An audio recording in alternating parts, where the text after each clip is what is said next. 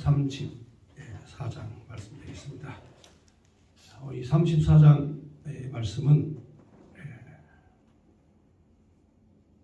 시드기야 왕에게 예레미야가 선포한 말씀 가운데에서 자유에 대한 말씀을 특별히 선포를 했습니다.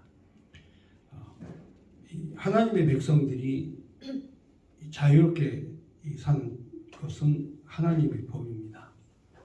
그리고 이 자유를 억압하면 그 순간부터 하나님의 성령이 역사하지 않습니다. 그래서 중세 암흑 시대, 그다음에 군주국가 시대, 그리고 또 근대에 와가지고 공산주의, 이런 자들은 이 자유를, 백성들의 자유, 성도의 자유를 억압을 했죠. 그래서 1517년에 그 종교의 자유를 선포하면서 로마 가톨릭의 그 폭력과 억압 정치에 대항하는 그런 종교 개혁을 일으켰죠. 그래서 로마 가톨릭의 그 규범, 로마 가톨릭의 그런 그 규례에 따라서 성도들이 신앙의 자유를 억압했을 때 이때에 개혁이 일어났습니다.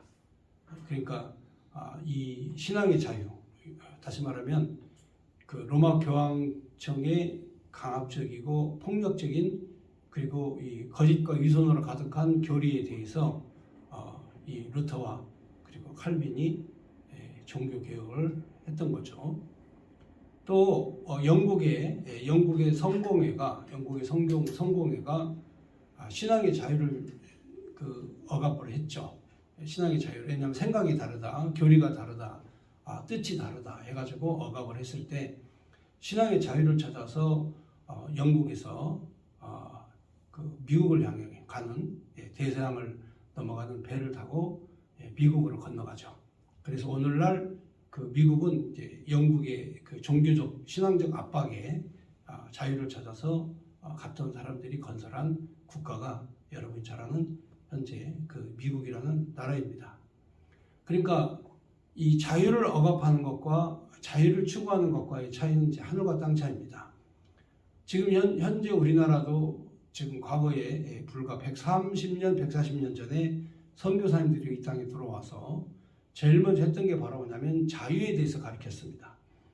군주국가, 엄격한 대한민국은 조선의 군주국가였죠.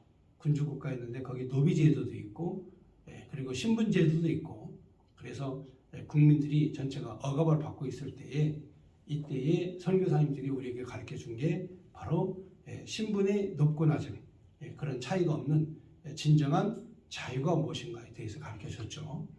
또 여러분들이 잘 아는 링컨 대통령도 바로 이 노예 제도를 해방했죠. 그래서 노예도 하나의 그 당시 흑인들도 하나의 그 엄연한 하나님의 창조 인격체다 해가지고 그들에게 자유를 주는 전쟁을 일으켰죠.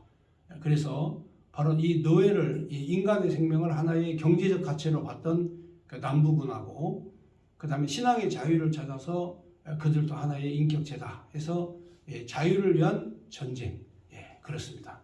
이 전쟁이 바로 그 남북전쟁이죠. 여러분들도 항상 이 세계의 역사가 변화가 될 때에는 항상 자유를 추구하는 이 전쟁 속에서 세계 역사가 바꿔집니다. 여러분이 잘 아는 그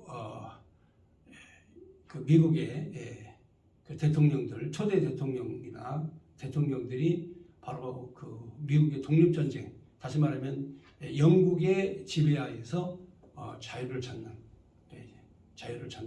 그 전쟁을 했죠. 그래서 조지 워싱턴이라든가 토마스 제퍼슨이라든가 그 당시에 그 미국의 대통령들도 영국의 억압에 그 강력하게 항거하면서 독립전쟁을 했죠.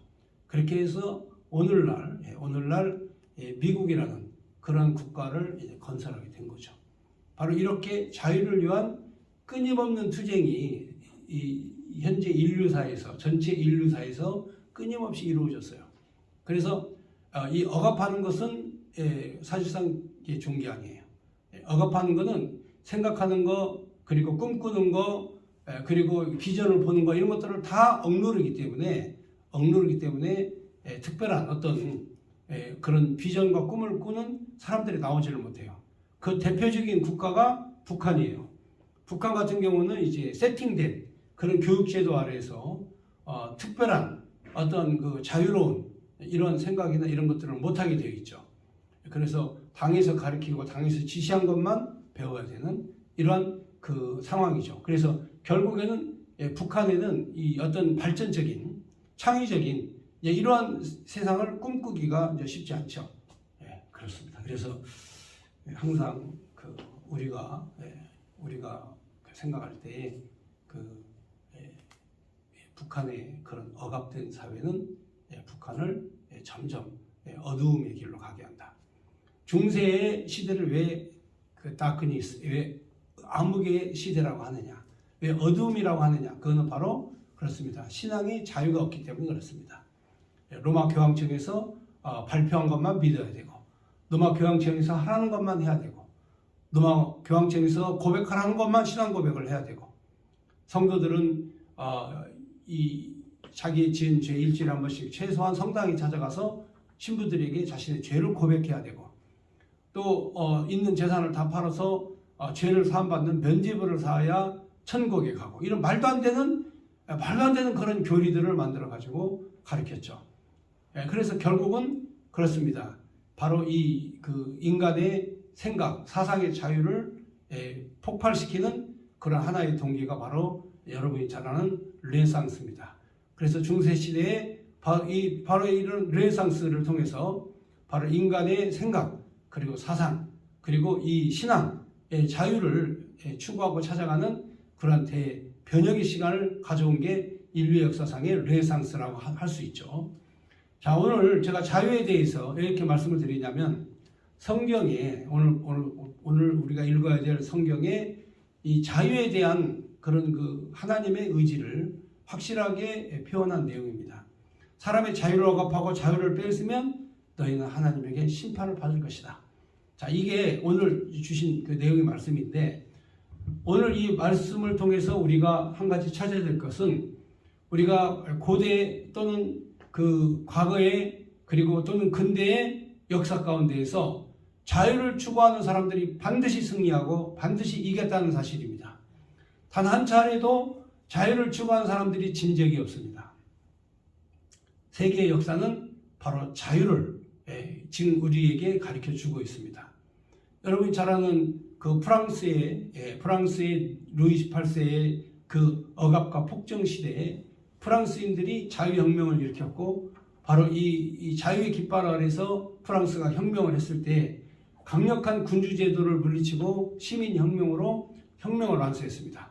그것은 바로 억압 속에서 자유를 찾겠다는 그러한 그 시민들의 강력한 의지로 바로 자유가 승리하게 되었고, 오늘날 프랑스 혁명의 그러한 그 자유의 노래가 지금도 유럽 전체에 울려 퍼져서 유럽 전체의 국가 중에서 자유를 억압받는 공산주의 국가는, 그리고 군주제도에서 억압받는 국가는 단 한 국가도 없습니다. 심지어는 얼마 전에 소련, 여러분 소비에트 연방도 얼마 전에는 그들의 공산주의를 포기하고 자유민주주의 시장경제를 받아들이는 시스템으로 바뀌었죠.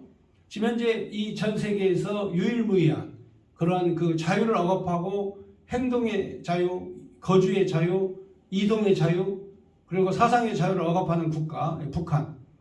북한이라고 하는 그러한 그 가장 미개하고 가장 그런 그 폭력적이고 폭압적인 그런 집단이 바로 우리 대한민국, 바로 우리 옆에 북쪽에 지금 현재 존재하고 있죠. 이게 바로 우리의 이제 기도의 제목입니다. 그런데 이 남한에 있는 사람들조차도 자유에 대한 가치가 얼마나 소중한지를 잘 몰라요.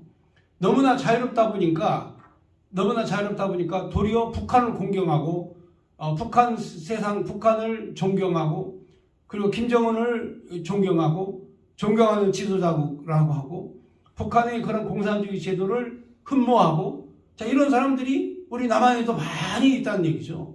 이게 참 놀라울 따름이죠. 왜 그럴까요? 그들에게 하나님이었기 때문에 그렇습니다. 하나님의 존재를 알면, 하나님의 누군가를 알면 결코 사람을 억압할 수 없고, 사람을 종으로 만들 수가 없는 자 이러한 그 하나님의 법의 말씀이 있죠. 오늘 예레미야 34장을 통해서 시드기야에게 주신 하나님의 말씀 자유인을 그리고 백성을 억압하거나 노예로 삼지 말라 하는 하나님의 말씀을 한번 보도록 하겠습니다. 자 이제 오늘 그 성령 강림 주일로 모든 교회가 다 지키고 있습니다. 그런데 여러분이 잘 알다시피 성령 강림이 그 진정한 의미를 여러분이 아셔야 됩니다. 성령 강림이라고 하는 이 내용은 이제 오순절날 일어난 놀라운 기적과 같은 사건인데 이거는 이제 하나님의 아들 예수 그리스도가 죽지 않고 살아계시다 하는 것을 이제 여러 차례 증거를 했습니다. 직접 부활하셔서도 증거했고 또 나타나서 증거했고 또 같이 먹으면서도 증거했고 하나님의 아들이 살아나셨다. 그리고 주님께서 약속하신 성령이 다시 강림하셔서 바로 이 그 강력한 그런 그 능력과 힘을 갖게 될 것이다. 내가 이제는 죽지만 내 뒤에 보혜사가 오면 그 보혜사가 너희랑 함께 할 것이다. 자, 하나님과 우리 사이에 바로 강력한 힘, 그 힘이 바로 성령인데요. 이 성령이 임하게 되면 어떤 일이 벌어지느냐? 성령이 임하게 되면 너희가 오직 성령이 너희 계시면 너희가 뭘 받는다? 권능을 받는다 그랬죠. 권능을 받는다. 성령이 임하신 결과가 권능입니다. 그런데 여러분 노예는 권능이 있어요? 노예는 권능이 없어요. 노예는 시킨 대로 할 뿐이지 권능이 없어요. 그런데 권능을 받는다는 얘기는 이제 너희는 노예가 아니라 하나님의 일꾼이다. 하나님의 군대가 된다. 그러니까 성령 받은 사람하고 받지 않은 사람하고는 차원이 다릅니다. 그러니까 성령의 사람과 성령의 사람이 아닌 사람. 성령의 사람이 아닌 사람은 금방 태가 나요. 성령의 사람은요. 웬만하면 어지간하면 분노 폭발을 안 해. 왜? 성령이 나를 지배하시니까. 거룩하신 하나님이 나를 지배하니까. 근데 아직 성령 강림이 충만하지 않다. 그럼 걸핏하면 그냥 분노 폭발하는 거야. 오늘도 내가 성령의 사람인가 아닌가 정말 의심이 갈 정도로 정말 의심이 가는데 제가 아침마다 목욕탕을 들렸다고 했는데요.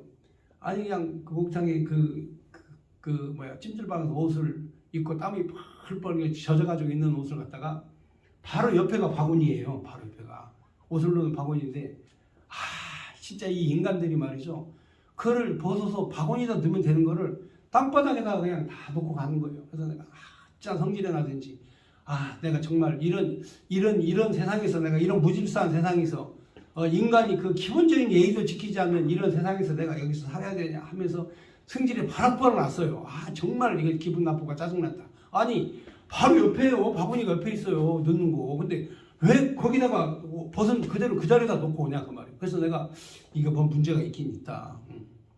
이 배려가 상대방을 배려하지 않는 인간들은 이건 심각한 정서적 장애가 있다 생각을 했는데 알고 보니까 내가 그 짓을 하고 다녔더라니까요. 집에서 양발도 벗어가지고 양발 바구니에다 집어넣지도 않고 그냥 대충 땅바닥에다 놓고 옛날 일이죠. 지금은 그렇지 않습니다. 지금은 그래도 바구니에다가 놓고 속옷 벗으면 그냥 지금도 바구니에다 놓고 그런데 옛날 같으면 그냥 벗고 그냥 그대로 놨죠. 인간이라고 하는 게 알고 보니까 다 지가 하는 짓이야.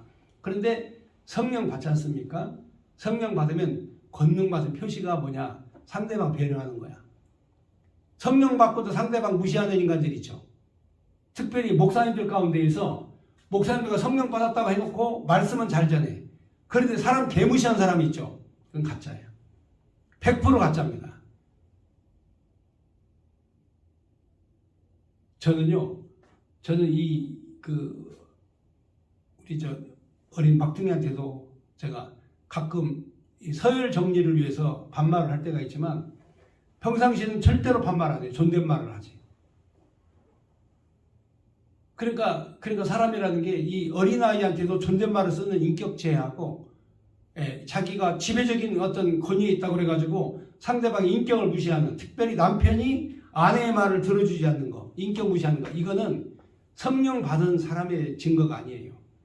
그러니까 사람 인격 무시하면 그건 절대로 그건 성령 받은 사람이 아닙니다. 그래서 하나님께서 바로 인격에 대해서 상대방 인격에 대해서 존중해주는 그런 것은 바로 뭐냐? 그분에게, 그 사람에게, 그 이웃에게 자유를 주는 거죠. 그래서 진리를 알지니 그 진리는 너희를 어떻게 한다? 너희를 자유하게 한다. 이게 핵심의 말씀입니다. 그러니까 지금 현재 이 바벨론의 왕이 이제 모든 나라를 다 점령하고 예루살렘을 점령하면 이제 끝나는 거예요. 예루살렘 점령하면 끝나는데 시드기야가 끝까지 버티는 거야. 예루살렘 성벽의 문을 닫고 항복을 안 해. 그러니까 너희들 다 죽는다. 다 죽고 성도 무너지고 포로로 끌려가고 다 죽는다. 그러나 그 순간이라도 하나님의 진리를 선포해라. 묶여있는 자에게 자유를 선포해라. 하고 자유를 선포해라. 묶여있는 자를 다 해방시켜라. 노예든지 종이든지 다 해방시켜라. 자, 이렇게 말씀을 했죠. 근데 이 인간들이 말이죠. 그 상황에서도 포위가 되어가지고 언제 죽을지 모르는 상황에서도 사람의 인격을 자유롭게 하지 못하는 이런 사람들이 있어요. 이게 인간의 본질이에요. 어떻게 해서든지 간에 내가 지배적인 사람이 되고 상대방은 내 밑에 노예가 돼야 된다. 자, 이런 사고방식을 가진 사람하고는 애시당초부터 상대를 하시면 안 돼. 자, 오늘 말씀을 한번 보겠습니다.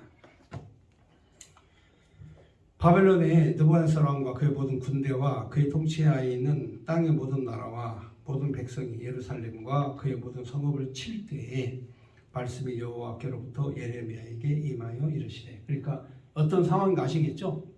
모든 나라들이 연합군을 결성해서 예루살렘을 포위했을 때 이때에 긴급하게 하나님의 말씀이 예레미야에게 임하였다. 이스라엘 하나님 여호와께서 이와 같이 말씀하시니라. 너는 가서 유다의 시드기야 왕에게 아뢰어 이르기를 여호와의 말씀에 보라 내가 이 성을 바벨론 왕의 손에 넘기리니 그가 이 성을 불살할 것이라. 내가 그의 손에 벗어나지 못하고 반드시 사로잡혀 그의 손에 넘겨줘서 내 눈은 바벨론 왕의 눈을 볼 것이며 그의 입은 내 입을 마주 대하여 말할 것이요 너는 바벨론으로 끌려간다 가리라 그랬어요. 그러니까 이제 이 시드기야는 바벨론으로 포로로 끌려갑니다. 사슬이에 묶여가지고 포로로 끌려가요. 그래가지고 거기에서 시드기야 왕은 살다가 늙어서 죽습니다만 여기에서 지금 현재 나라가 이렇게 위급하고 그 다음에 이 바벨론 왕은 포위를 했고 이 성읍은 불살라질 것이고 그리고 너는 바벨론으로 포로로 끌려갈 것이다. 4절 그러나 유다의 시드기야 왕이여 여호와의 말씀을 들으라. 여호와께서 내게 대하여 이같이 말씀하시니라. 내가 칼에 죽지 아니하고 평안히 죽을 것이며 사람이 너보다 먼저 있는 내 조상들 곧 선왕들에게 분향하던 것 같이 내게 분향하며 너를 위하여 애통하기를 슬프다 주여 하리니 이는 내가 말하였습니다. 여호와의 말씀이니라 하시니라. 바벨론의 느부갓네살도 이제 나라를 정복하면 왕은 잡아가지고 포로로 삼죠. 반란을 더 이상 일으키지 못하도록. 그래서 그쪽에서 반란을 일으키면은 너희 왕을 우리가 죽여버리겠다 해가지고 포로로 잡고 있지만 왕을 죽이질 않습니다. 그래서 더 이상 반란이 일어나지 않도록 왕을 체포해가지고 압송해서 이 바벨론으로 데리고 갔죠. 6절 선지자 예레미야가 이 모든 말씀을 예루살렘에서 유다의 시드기야 왕에게 아뢰니라. 그때 바벨론 왕의 군대가 예루살렘과 유다의 남은 모든 성읍을 쳤으니 곧 라기스와 아세가라 유다의 견고한 성읍 중에 이것들만 남아 있었습니다. 시드기야 왕이 예루살렘에 있는 모든 백성과 한 가지로 하나님 앞에서 계약을 맺고 자유를 선포한 후에 여호와께로부터 말씀이 예레미야에게 임하니라. 그러니까 이제 예루살렘이 포위돼 가지고 뭐 더 이상 여기 뭐 네가 종이다 네가 주인이다 할 것 없이 전부 다 모든 노예들 모든 종들에게는 다 이제부터는 자유다. 이제는 억압이라는 게 없다. 노예라는 것도 없다. 너희에게는 다 자유를 선포한다. 해가지고 이제는 예루살렘 성벽이 이제 함락되기 바로 직전에 자유를 선포하죠. 자유를 선포합니다. 그러면 여러분 이거 아셔야 돼요. 그 당시에 노예는요 재산이에요. 재산. 소나 말처럼 노예들은 재산이었어요. 그러니까 이제 이 노예들을 해방시켰다 그 말은 이 가진 자들은 전부 다 자유를 줌과 동시에 자기 재산도 전부 다 놓아준 거죠. 다 풀어준 거예요, 전부 다. 9절에 보면 그 계약은 사람마다 각기 히브리 남녀노비를 놓아 자유롭게 하고 그의 동족 유다인을 종으로 삼지 못하게 한 것이라. 이 계약에 가담한 고관들과 모든 백성이 각기 노비를 자유롭게 하고 다시는 종을 삼지 말라 함을 듣고 순복하여 놓았더니 그 후에 그 뜻이 변하여 자유를 주었던 노비를 끌어다가 복종시켜 다시 노비로 삼았더라. 그러니까 이제 참 자유를 선포하고 자유를 준 것까지는 좋은데 가만히 생각해 보니까 재산이 다 날아간 거야. 그리고 그동안에 노예와 종들이 해야 될 일을 자기가 해야 돼. 그동안에 종과 노비들이 수고를 했는데 밥도 지어야 되고 물도 길러와야 되고 빨래도 해야 되고 이걸 다 노비들이 했거든요. 근데 이 노비들을 다 자유롭게 해방을 시켜놓으니까 이제 할 사람이 없는 거야. 자기들이 다 해야 되지 않습니까? 그렇잖아요? 자기들이 그 책임을 다 져야 되니까 너무 힘든 거야. 그래서 다시 뜻을 번복하고 잡아다가 다시 노비로 삼은 거죠. 12절 그러므로 여호와의 말씀이 여호와께로부터 예레미야에게 임하니라. 이르시되 이스라엘 하나님 여호와께서 이와 같이 말씀하시니라. 내가 너희 선조를 애굽 땅 종되었던 집에서 인도하여 낼 때 그들과 언약을 맺으며 이르기를 너희 형제 히브리 사람이 내게 팔려왔거든 너는 7년 되는 해에 그를 놓아줄 것이라. 그가 6년 동안 너를 섬겼은즉 그를 놓아 자유롭게 할지니라 하였으나 너희 선조가 내게 순종하지 아니하며 귀를 기울이지도 아니하였느니라. 출애굽기 21장에 있는 내용의 말씀입니다. 자, 종에 대한 규례의 말씀인데 이 안식년이 되는 그 해에 자유롭게 해라 하는 내용의 말씀이죠. 근데 이 사람들이 이 하나님의 말씀을 다 잃어버리죠. 다 잃어버리고 이 말씀대로 행하지 않습니다. 그래서 결국은 노예로 삼고 또 예레미야에게 말씀하신 대로 해방시켜라 했는데 해방시키기는커녕 다시 잡아다가 노예로 삼는 이런 범죄를 저지르게 되죠. 15절 보겠습니다.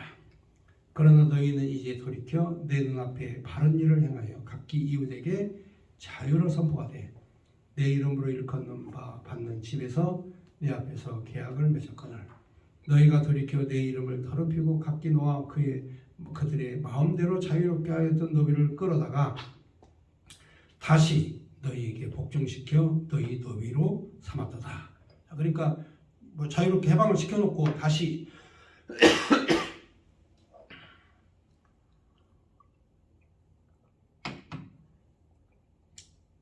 노비로 삼는 그런 범죄를 저지르게 되죠.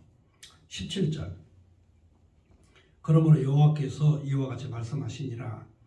너희가 나에게 순종하지 아니하고 각기 형제와 이웃에게 자유를 선포한 것을 실행하지 아니하였은즉 내가 너희를 대적하여 칼과 전염병과 기근에게 자유를 주리라. 여호와의 말씀이니라. 내가 너희를 세계 여러 가운데 흩어지게 할 것이며 송아지를 둘러 쪼개고 그 두 조각 사이로 지나매 내 앞에 언약을 맺었으나 그 말을 실행하지 아니하여 내 언약을 어긴 그들을 곧 송아지 두 조각 사이로 지나고 유다 고관들과 예루살렘 고관들과 내시들과 제사장들과 이 땅 모든 백성을 내가 그들의 원수의 손과 그들의 생명을 찾는 자의 손에 넘기리니 그들의 시체가 공중의 새와 땅의 짐승의 먹이가 될 것이며. 그러니까 하나님의 계약과 하나님의 언약을 어긴 그 백성들이 돼 있어. 특별히 고관, 내시, 제사장, 그 다음에 그 종교 지도자, 이들 하나님이 용서치 않겠다. 그들을 전부 다 원수의 손에 넘기고 그들이 죽임을 당할 것이고 그들이 죽어도 그의 생명은 들의 짐승들이 먹게 될 것이다 하면서 예레미야가 경고를 하죠. 여러분 이 정도 되면은요 선지자의 말을 들어야 돼요. 이 정도 되면 들어야 되는데 이 유다 자손들이 왜 포로로 끌려가고 처참한 그런 죽임을 당하고 왜 고난을 당하느냐? 선지자의 말을 듣질 않아요. 선지자의 말과 경고를 듣지 않습니다. 그러니까 오늘날 우리 그 대한민국에도 하나님의 말씀을 선포하는 선지자들의 이야기를 듣지 않습니다. 안 들어요. 하나님의 뜻이 바로 이렇게 우리에게 자유를 주는 게 하나님의 뜻인데 자꾸 우리를 억압하고 우리를 매는, 우리를 얽매이게 하는 그 사상에 빠져들어가는 거죠. 그렇습니다. 이게 문제예요. 그래서 오늘날 교회 안에도 이 가짜 목사들이 많습니다. 다시 말하면은 이 공산주의 적화 노선 전략에 따라서 이 간첩들을 신학대학으로 많이 보내요.